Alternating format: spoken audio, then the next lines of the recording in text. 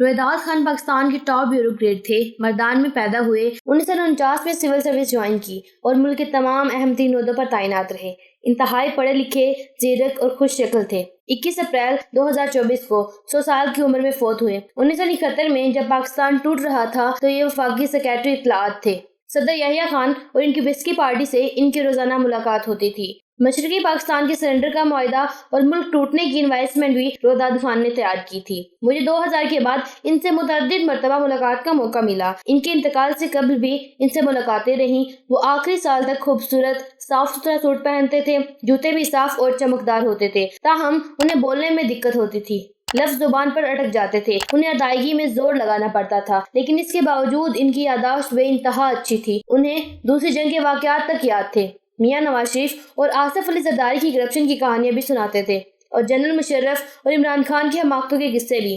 آخری دنوں میں عمران خان سے بہت مایوس تھے۔ ان کا کہنا تھا قدرت نے اسے پاکستان کو تبدیل کرنے کا موقع دیا مگر اس نے اسے بری طرح برباد کر دیا۔ یہ پاکستانی تاریخ کا پہلا سیاستدان تھا جسے فوج میں زبردست پذیرائی حاصل تھی۔ یہ اسے استعمال کر کے ملک کی سمت درست کر سکتا تھا مگر اس نے چن چن کر بیوقوف اپنے گرد جمع کر لیے اور ان سب نے مل کر ملک کا بیڑا غرق کر دیا۔ وہ 1971 کے ثانیے کی خفیہ داستانیں بھی سنایا کرتے تھے۔ ان کا کہنا تھا مشرقی پاکستان نے ہم سے جلد یا بعدیر الگ ہونا ہی تھا، لیکن یہ اس خوفناک طریقے سے الگ ہوگا اور جاتے جاتے پاکستان کے گلے میں جنگ کے ہار کا توق ڈال جائے گا۔ یہ کسی نے نہیں سوچا تھا۔ چنانچہ جب مشرقی پاکستان کی علیحدگی کی خبر آئی تو ملک میں ایک بھی ایسا شخص نہیں تھا جس کی آنکھوں میں آنسو اور حلق میں بین نہ ہو۔ لوگ گلیوں میں لیٹ لیٹ کر رو رہے تھے۔ وہ صدمہ آج بھی ہماری نسل کے سینے کا داغ ہے۔ میں نے ان سے پوچھا، سر 1970 میں ملک میں آپ جیسے سینکڑوں سمجھدار، تجربہ کار اور ذہین لوگ تھے۔ فوج بھی عقل مند اور بہادر لوگ تھے۔ جنرل یحییٰ خان بھی شراب نوشی اور عیاشی کے باوجود بریلینٹ جنرل تھے اور ان پر مالی کرپشن کا کوئی الزام نہیں تھا۔ ان کے جونیئر آفیسرز بھی 5 وقت کے نمازی اور شوق شہادت سے لبریز جنرلز موجود تھے، مگر اس کے باوجود 1971 کا سانحہ آپ لوگوں کے سامنے وقوع پذیر ہو رہا تھا اور آپ لوگ خاموشی سے تماشا دیکھ رہے تھے۔ آپ میں سے کسی کو توفیق نہیں ہوئی کہ وہ درمیان میں آئے اور جنرل یحییٰ خان، شیخ مجیب الرحمان اور ذوالفقار علی بھٹو کو ایک میز پر بٹھا دے اور ان تینوں کے درمیان موجود دیواریں گرا دے۔ جنرل یحییٰ خان نے جب مشرقی پاکستان میں آپریشن کا فیصلہ کیا تو کیا فوج میں اس وقت ایک بھی جنرل موجود نہیں تھا جو آرمی چیف کو اس کے بھیانک نتائج کے بارے میں بتا سکے؟ یا جب ذوالفقار علی بھٹو نے مینار پاکستان پر کھڑے ہو کے اعلان کیا تھا، میرا جو MNA ڈھاکہ جائے گا میں اس کی ٹانگیں توڑ دوں گا۔ اس دور میں قومی اسمبلی ڈھاکہ میں ہوتی تھی اور وفاقی حکومت اسلام آباد میں، اور کیا پورے ملک میں کوئی ایک بھی سمجھدار سیاستدان، بزنس مین یا بیوروکریٹ نہیں تھا جو شیخ مجیب الرحمان کو سمجھا سکتا؟ آپ لوگ اگر اس وقت ایکٹیو ہوتے تو شاید پاکستان ٹوٹنے سے بچ جاتا۔ آپ لوگوں کی معمولی کوشش سے ہمارے 92,000 فوجی اور سویلین بھارتی جیلوں سے بچ سکتے تھے۔ ہماری فوج پلٹن میدان میں ہتھیار پھینکنے کی بے عزتی سے بھی محفوظ رہ سکتی تھی اور بنگلہ دیش اور پاکستان کے درمیان نفرت کی دیوار بھی کھڑی نہ ہوتی۔ ہم الگ الگ ہونے کے باوجود ایک دوسرے کے بھائی بھائی رہتے۔ میرا لمبا سوال سن کر رویداد خان نے لمبی سی آہ بھری اور فرمایا، ہم ریٹائرڈ لوگ 50 سال سے ایک دوسرے سے یہ سوال پوچھ رہے ہیں۔ میں آج صبح بھی اپنے آپ سے پوچھ رہا تھا۔ رویداد، تمہارے سامنے ملک ٹوٹ رہا تھا، تم اپنی نوکری بچا رہے تھے، مشرقی پاکستان میں لوگ مر رہے تھے اور تم ریڈیو پاکستان، پاکستان ٹیلی ویژن اور اخبارات کے ذریعے جھوٹی خبریں پھیلا رہے تھے۔ تم اپنے عوام اور خود کو دھوکہ دے رہے تھے۔ تم خدا کو کیا منہ دکھاؤ گے؟ میں روز اپنے ضمیر کی عدالت میں پیش ہوتا ہوں اور میرے اندر سے میرے حق میں کوئی دلیل نہیں نکلتی۔ ہاں، البتہ مجھے کبھی کبھی محسوس ہوتا ہے قدرت نے شاید اس وقت ہماری عقل پر تالے ڈال دیے تھے۔ اس نے ہماری سوچنے، سمجھنے اور عمل کرنے کی صلاحیت سلب کر دی تھی۔ ہمیں نظر آ رہا تھا لیکن دکھائی نہیں دے رہا تھا، ہمیں آوازیں آ رہی تھی لیکن سنائی نہیں دے رہا تھا، چنانچہ اصل پاکستان ہم سے الگ ہو گیا۔ وہ رکے، لمبا سانس لیا اور بولے، پاکستان ہم مغربی پاکستانیوں نے نہیں بنایا تھا۔ پنجاب، فرنٹیئر، سندھ اور بلوچستان کا تشکیل پاکستان میں کوئی اہم کردار نہیں تھا۔ لاہور کا صرف اتنا کنٹریبیوشن تھا کہ آزاد پاکستان منٹو پارک میں پاس ہوئی تھی اور بس۔ ہم سب پاکستان کے بینیفیشری ہیں۔ اصل کمال بنگالیوں کا تھا۔ انہوں نے مسلم لیگ بھی بنائی تھی اور ملک کے لیے مالی، سماجی اور جانی قربانی بھی دی تھی۔ وہ لوگ اخلاقی، سماجی اور عملی لحاظ سے بھی ہم سے بہتر تھے اور آبادی میں ہم سے زیادہ تھے۔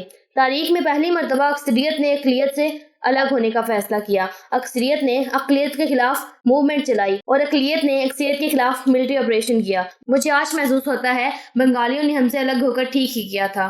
ورنہ آج تک وہاں دھرنے چل رہے ہوتے یا مارشل لا ہوتا۔ مجھے روداد خان کے الفاظ نے ہلا کر رکھ دیا۔ یہ ایک ایسے 100 سالہ بزرگ کے الفاظ تھے جس نے بڑی شاندار زندگی گزاری تھی، جو ملک کے اہم ترین واقعات کا عینی شاہد بھی تھا۔